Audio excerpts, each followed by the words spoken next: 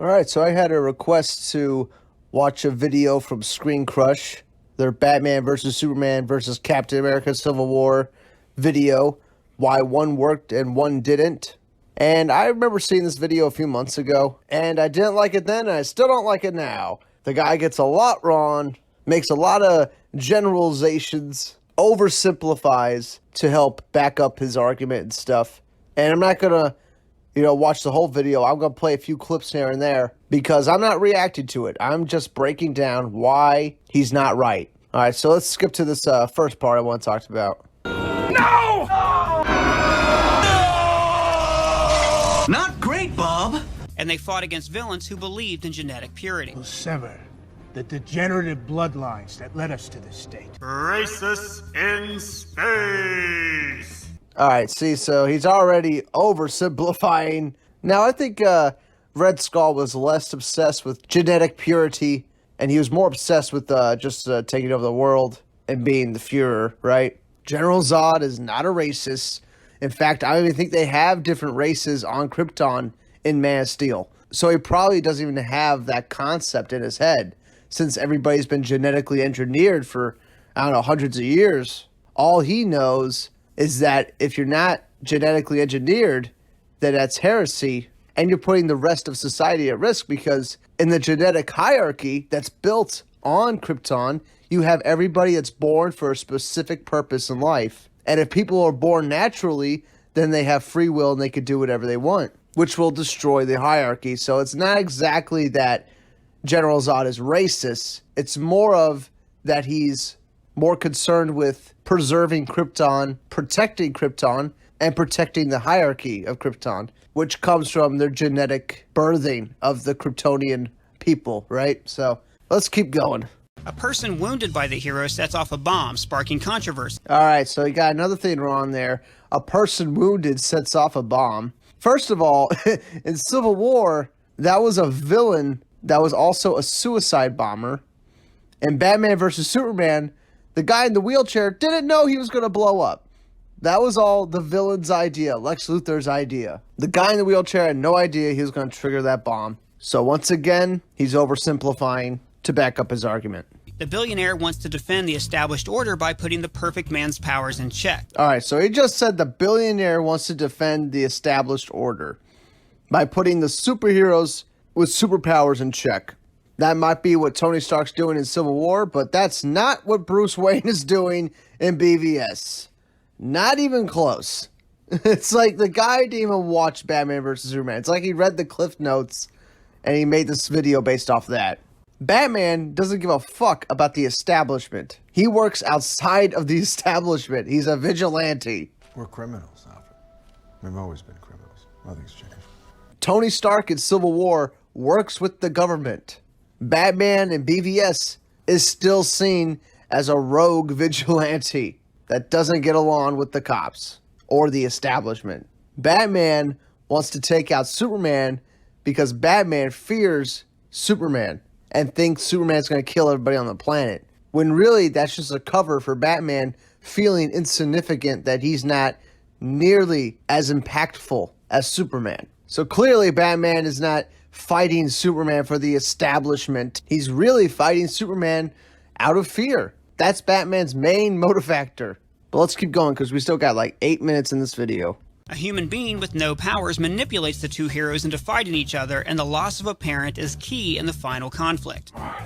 Now, I want to be fair when I compare these movies. That's funny he said fair. That's funny because he's already oversimplified Man of Steel and BVS to give the illusion that these films are on the same level, when really one is a serious take on superheroes and the other one's a family-friendly popcorn flick. But let's continue. Civil War has an inherent advantage, being the 13th film of a franchise, whereas Warner Brothers wanted Batman vs. Superman to be a Man of Steel sequel, create a grudge match between two strangers, kill Superman, and introduce 5 members of the Justice League.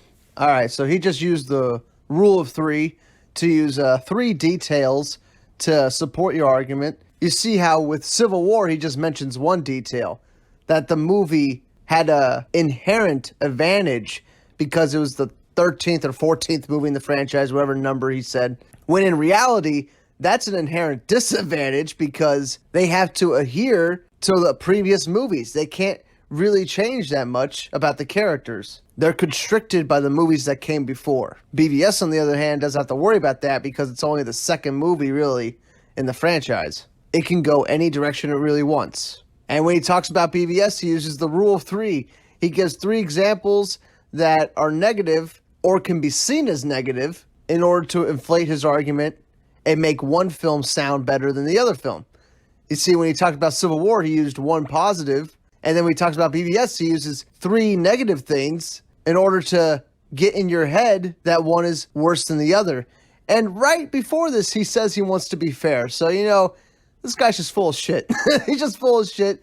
He has his argument. He has his goal in mind. Anytime he mentions BVS, it's going to be negative. And anytime he mentions Civil War, it's going to be positive. And that's how he mentally tricks the audience into thinking that one is better than the other. You could do the same thing in reverse. It's nothing special about this. Anybody could do this.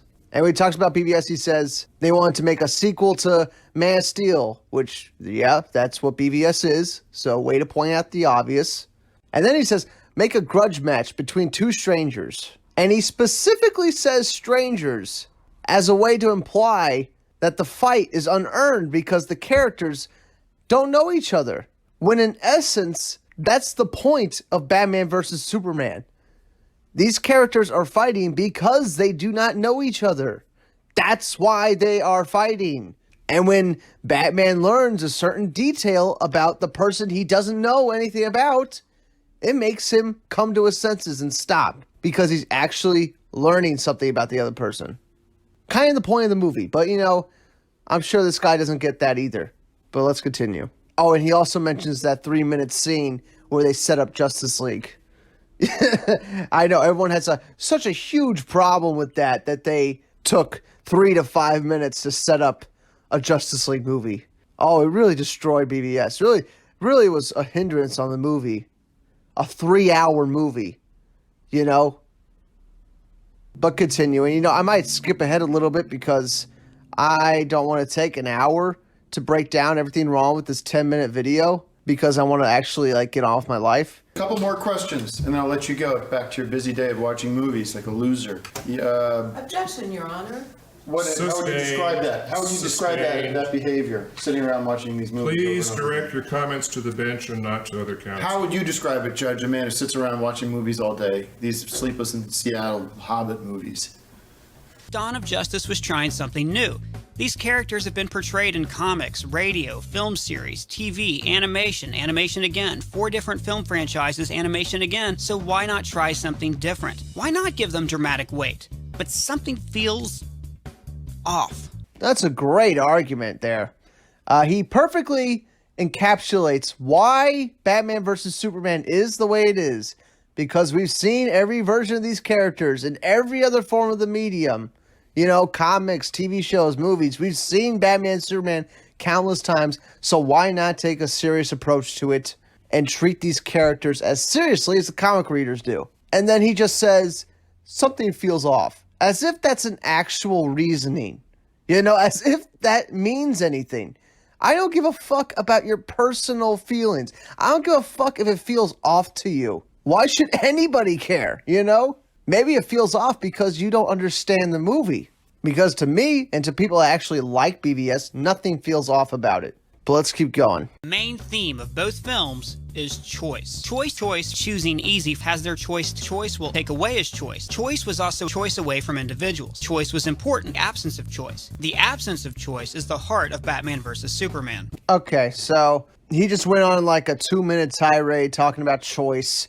And how Civil War is all about choice, and how Man of Steel is all about choice. That's the main theme of the movie.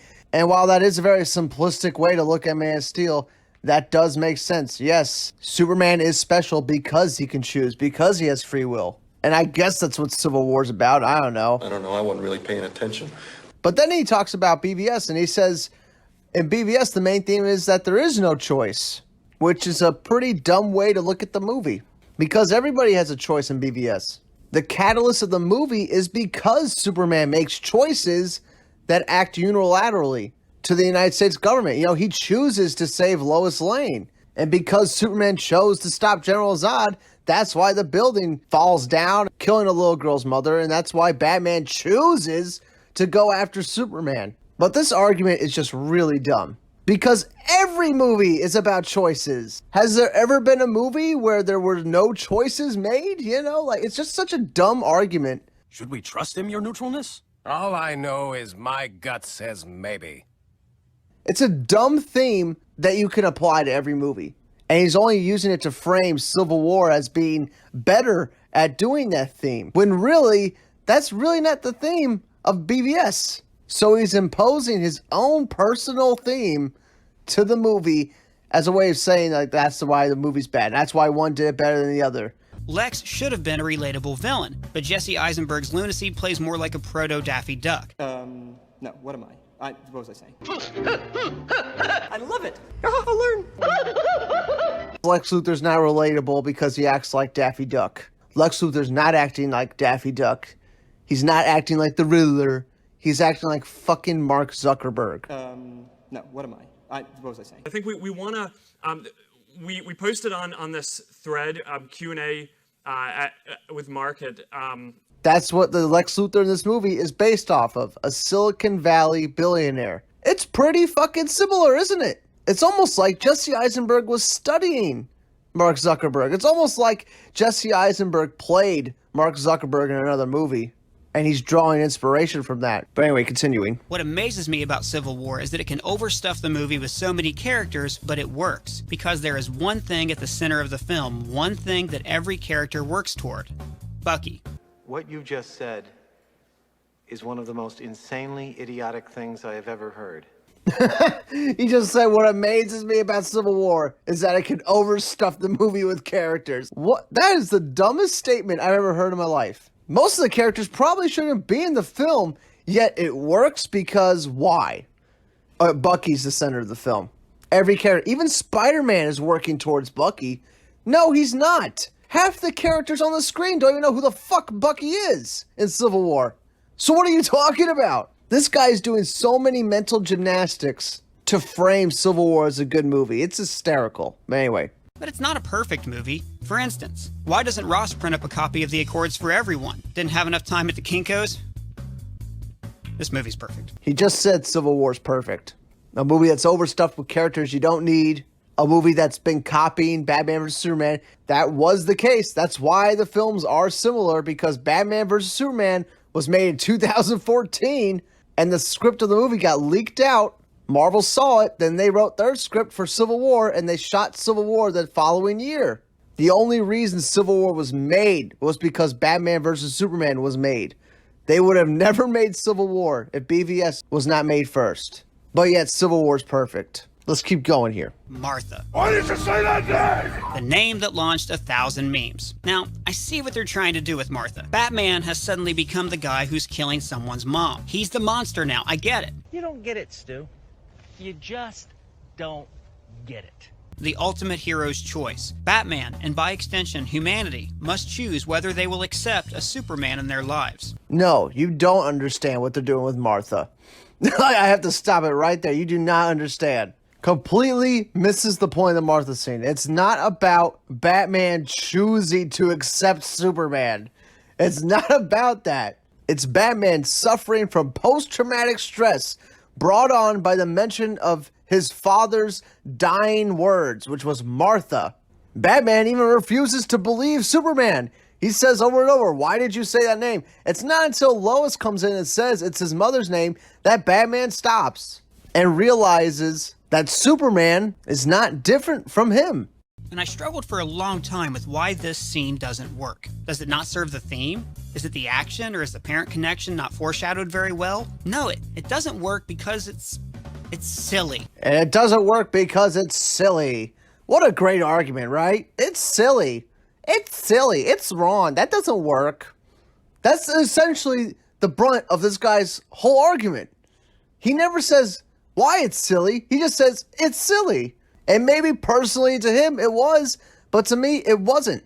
To a lot of people that watched the film, it was an impactful scene. It's only silly if you believe people can't be triggered by certain words. It's only silly if you believe post-traumatic stress isn't a thing. That's the only way you see the scene as silly. And yes, post-traumatic stress is a very real thing. People can have panic attacks if they hear a certain sound or they see a certain image. It happens. It's not silly. It's a real world thing. And Batman suffers from it. Especially in this movie where the constant dreams he's having are about his dead parents or himself dying. And he's so caught up in his own hurt that he sees Superman as a villain up until the point where Superman says his mother's name. Now Batman's got to stop everything and figure out why the hell Superman's talking about killing Martha. It works. Everybody that worked on the film thought it worked. That's why nobody had a problem filming the scene. Go listen to that podcast with Clay Enos with the comic book debate. When he's asked about that Martha scene, he says, I don't know why everybody had a problem with it. Made sense to me. The height of humor is when people try to be serious and fail, and this is hilarious. Whereas the Marvel characters don't take themselves seriously, so when something serious does happen, it's effective. Everyone in this room is now dumber for having listened to it. I award you no points, and may God have mercy on your soul. It doesn't work because the characters take themselves too seriously, and when they act too seriously, that's hysterical. But when, characters act dumb and funny all the time, then when they actually are serious, oh, it's super serious.